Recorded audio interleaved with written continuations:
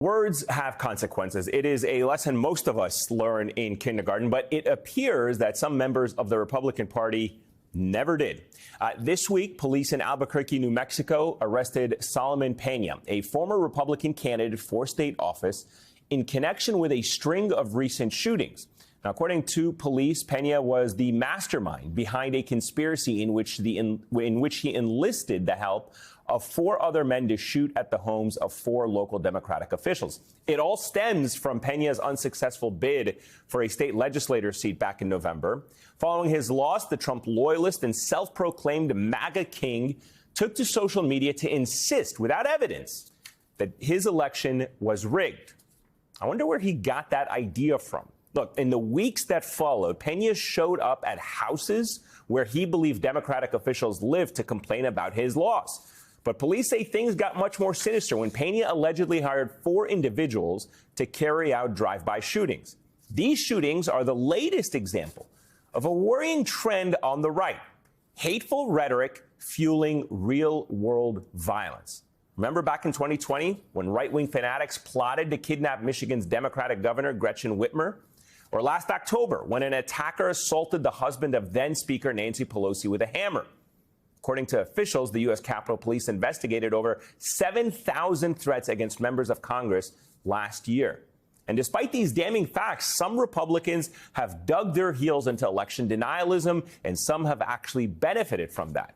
Some of the most fervent election deniers in Congress have now landed seats on the Oversight and Accountability Committee, which is the main investigative body in the House of Representatives. And 2 of those members, Marjorie Taylor Greene and Paul Gosar, were removed from committees by Democrats in the last Congress over internet posts they made advocating for violence against their political enemies.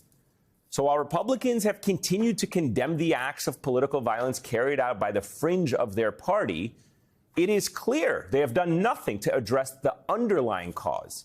By promoting dangerous beliefs in the politicians who push them, the Republican Party has effectively normalized this kind of violent rhetoric that can put people in real danger.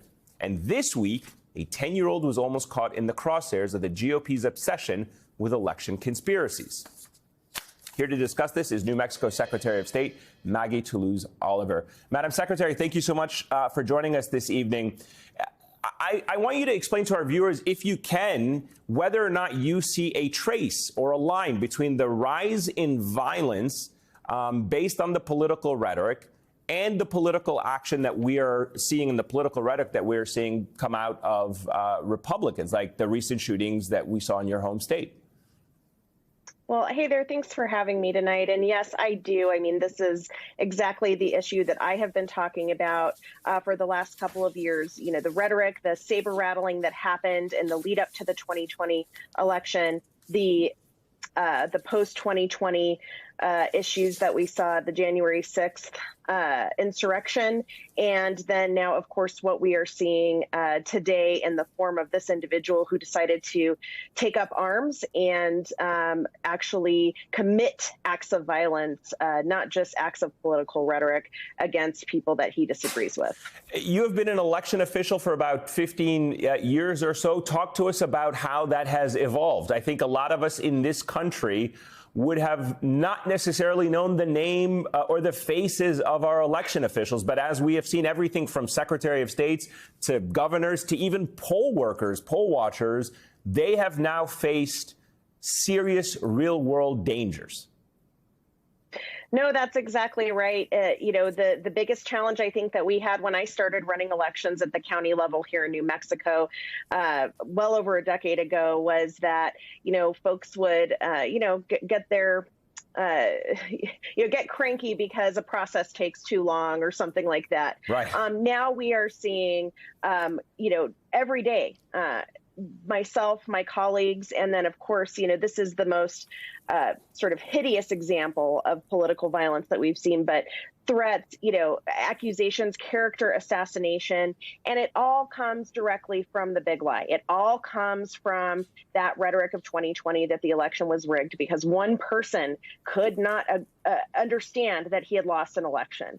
And so this is the reality of that rhetoric. This is how it it continues to transpire through actions as opposed to just words.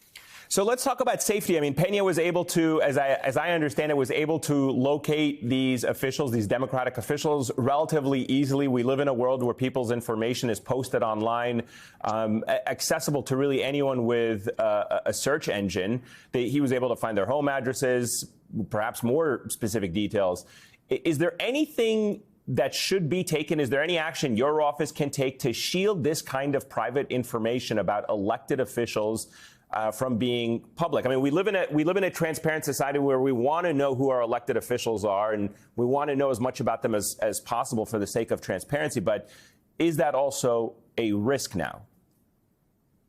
It is a risk. We are taking a look at that. I mean, we have to balance the fact that even I, as a public official, right, the voters of the state deserve to know that I'm a resident of the state, generally where I live. But, as you know, I have been a victim of doxing, right? And so with a dedicated effort to pointing folks towards my home, where I live with my family, and encouraging them to do political violence. So we are looking at actions that we can take at the state level to make it a little less accessible, a little more challenging, or actually, should I say that you have to give a little more information about yourself if you want an elected official's home address. We're looking at all of those kinds of things. There's federal proposals that would significantly boost security funding for election officials and heighten penalties for those who threaten their staff. Unfortunately, it failed to advance in the last Congress.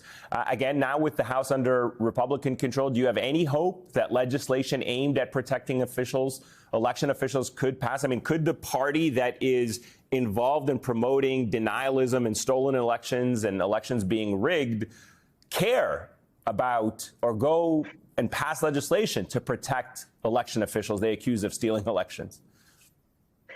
Well, I certainly hope so. I think two things. I think, first of all, it's really important to note that public officials who have been the victims of threats and now this actual real violence, they're not just Democrats. Many of my really wonderful colleagues from the other side of the aisle have also been victims of very serious threats of violence, intimidation, and harassment. Secondly, what I choose to believe, and I think it's true, is that what we're talking about is a very vocal but a very vocal minority on the Republican side. I hope that we can continue to make the case to every member of Congress to bring over enough support from Republicans on the House side, those reasonable Republicans who understand this is not a partisan issue, this is an American issue. We have to protect those who ensure that our democracy continues to thrive. So I'm going to continue to remain hopeful and optimistic and continue to make that case to anybody who will listen. And we certainly hope that people do listen. New Mexico Secretary of State Maggie Toulouse Oliver, thank you so much, Madam Secretary, for your time. I greatly appreciate it. Oh, thank you for having me.